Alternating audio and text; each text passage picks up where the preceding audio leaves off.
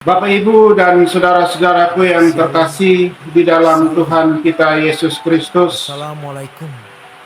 minggu ini kita sudah kembali berada di dalam minggu Advent yang keempat. Bahan bacaan yang disiapkan oleh Majelis Sinode Genit terambil dari Yesaya pasal 2 ayat 1 sampai 5 yang akan dikhotbahkan dalam sebuah tema berjalan dalam terang damai Allah. Saudara-saudaraku yang terkasih, pernahkah kita berjalan di dalam kegelapan malam tanpa menggunakan satu alat penerang pun? Misalnya seperti senter, seperti senter yang menyala ini, ataupun juga lampu cas atau obor. Saya yakin bahwa ketika berjalan di dalam kegelapan malam tanpa satu alat penerang pun, kita akan berjalan dengan ekstra hati-hati.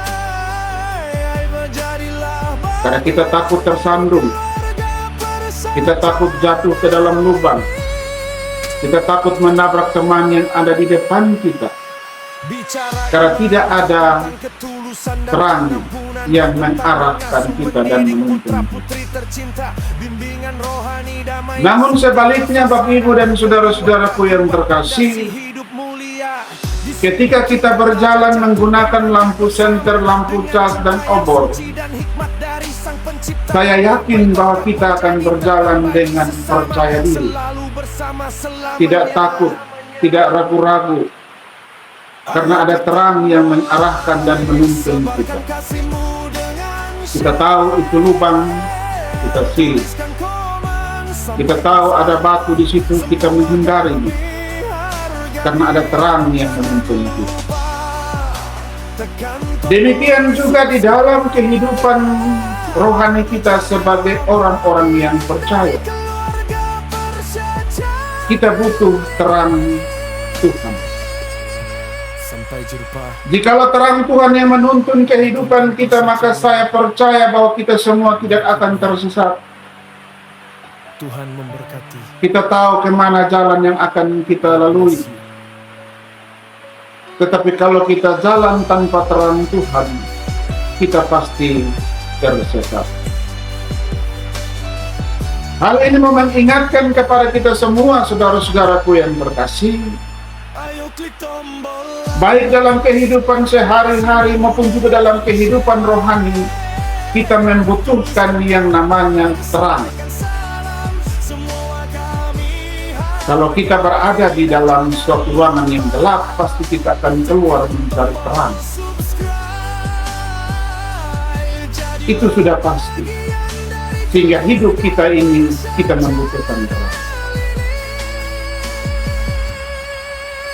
Bagian bacaan yang kita baca pada pagi hari ini, Yesaya pasal 2 ayat 1 sampai 5,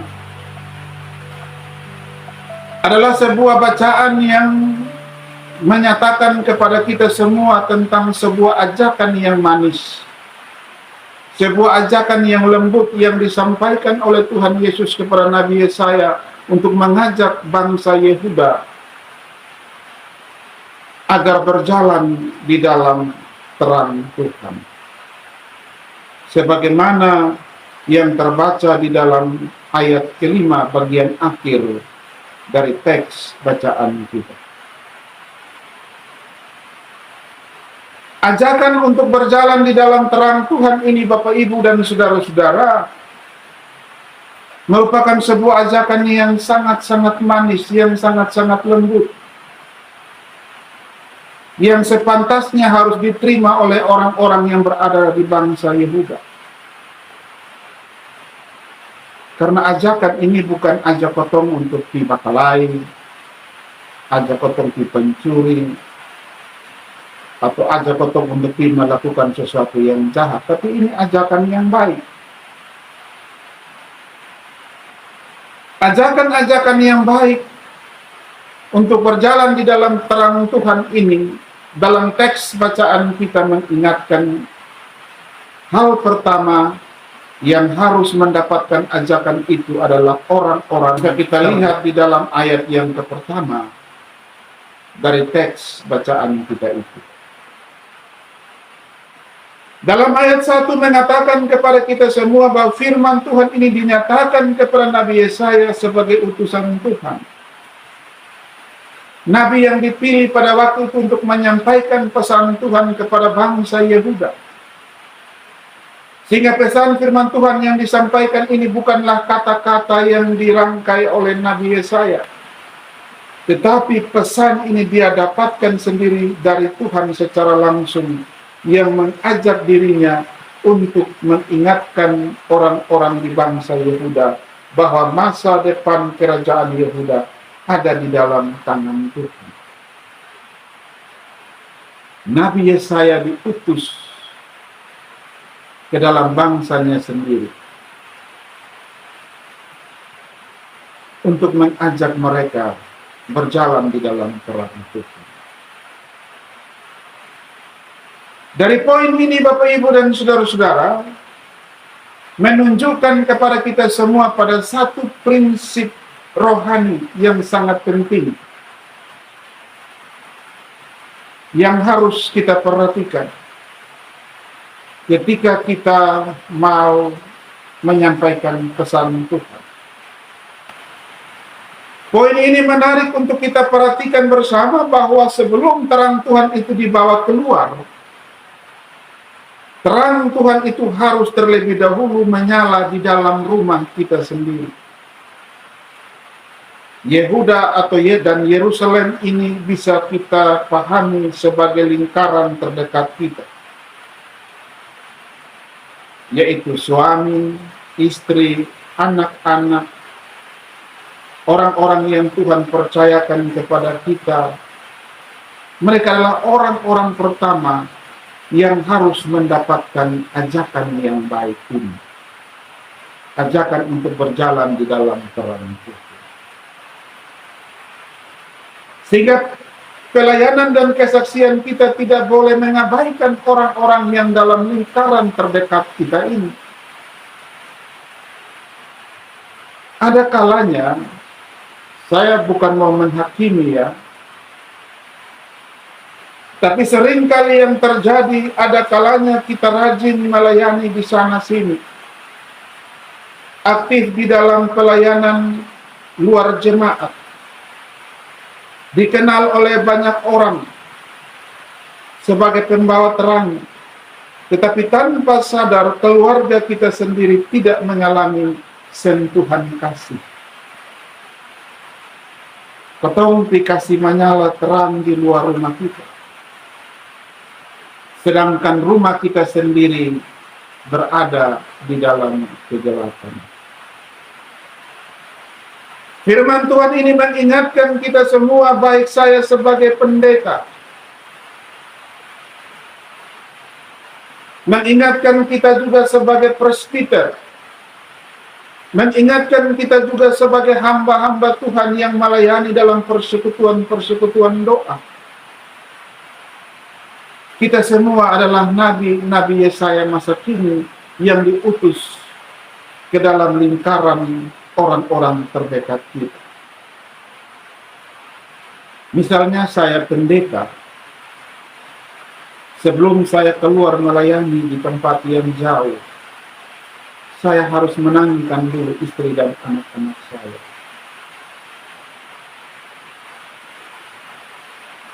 Terang yang kita bawa, yaitu terang firman Tuhan, harus dilihat, didengar oleh orang-orang yang berada dalam lingkaran terdekat kita. Tuhan tidak melarang kita untuk membawa terang itu keluar. Tuhan tidak melarang kita. Tapi Tuhan mau kasih ingat kita bahwa menangkanlah dulu orang-orang yang terdekat kita. Orang-orang yang ada dalam lingkaran terdekat kita itu harus terlebih dahulu menerima terang yang kita bawa, sebelum terang itu kita bawa keluar. Saya punya pengalaman Bapak Ibu dan saudara-saudara ketika saya melayani sebagai vikaris di salah satu tempat. Ada majelis saya, dia rajin persekutuan doa.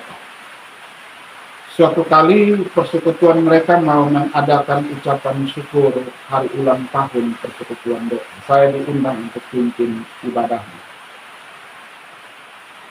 Ketika saya sampai di rumah doa, saya lebih akrab dengan majelis saya ini. Karena dia yang setiap hari, setiap saat, setiap minggu saya ketemu di gereja dan saya tahu dia orang persekutuan doa.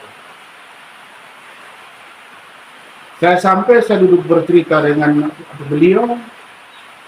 Tiba-tiba ada satu orang datang duduk di kami punya samping, tapi saya tidak begitu terlalu peduli. Karena saya berpikir dia juga sama seperti saya, diundang. Bercerita-bercerita, teman majelis ini menyampaikan kepada saya, Bapak, ini kita punya ketua persekutuan doa. Saya kaget. Saya bilang, aduh Bapak jangan marah, beta pikir yang ketua Bapak ini. Soalnya saya jarang lihat Bapak di gereja. Saya lebih sering lihat beliau, jadi saya lebih akrab. Bapak saya baru lihat hari ini. Bilang Bapak, saya juga minta maaf, saya selalu melayani keluar, kesana kemari. Ini pengalaman nyata yang saya alami. Sehingga firman Tuhan pada pagi hari ini mengingatkan kita akan satu prinsip iman yang kita dapatkan dari teks bacaan kita ini. Terang itu harus dinyalakan terlebih dahulu dari dalam lingkaran terdekat kita. Orang luar mungkin kenal kita, tapi orang di dalam tidak kenal kita. Seperti pengalaman yang saya alami. Semoga tidak terjadi pada kita yang lain. Yang kedua, Bapak Ibu dan saudara-saudara, ayat 2 sampai ayatnya yang ketiga. Dalam ayat 2 sampai ayatnya yang ketiga ini, Bapak Ibu dan saudara-saudaraku yang terkasih, bagian-bagian ini menyatakan kepada kita semua tentang betapa pentingnya Tuhan. Tuhan itulah yang harus menjadi utama dalam ketumpung hidup. Tuhan itulah yang harus ditinggikan di dalam ketumpungnya hidup. Tidak ada yang lain. Tuhanlah satu-satunya yang harus menjadi pusat dalam kehidupan kita sebagai orang-orang yang beriman, yang digambarkan dengan kiasan-kiasan yang menarik yang bisa kita lihat di dalam teks kita ini. Di situ di dalam ayat 2 sampai 3 itu ada kata-kata menarik yang bisa kita lihat akan terjadi pada hari-hari terakhir. Kalimat ini bukan berbicara langsung tentang hari kiamat atau tentang berakhirnya dunia ini. Tetapi kalimat ini berbicara tentang waktu yang ditentukan oleh Allah, yaitu masa di mana Allah mulai menyatakan rencananya secara penuh atau zaman penggenapan dari janji Allah itu. Di mana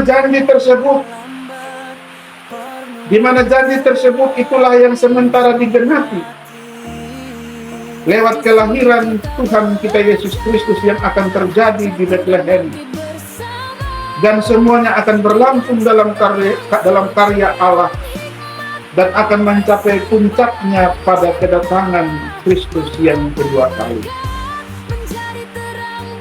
Jadi kalimat akan terjadi pada hari-hari terakhir ini bukanlah bahasa ancaman, tetapi bahasa pengharapan bahwa apa yang kita nantikan di dalam hidup ini pasti akan terjadi.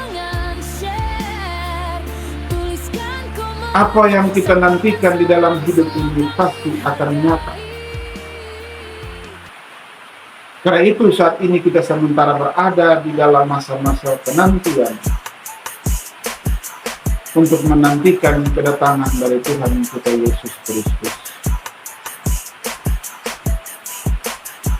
sehingga Tuhan akan menjadi pusat kehidupan sebagaimana yang ditegaskan dalam ayat 2b. Gunung rumah Tuhan akan berdiri tegak di hulu-hulu sungai.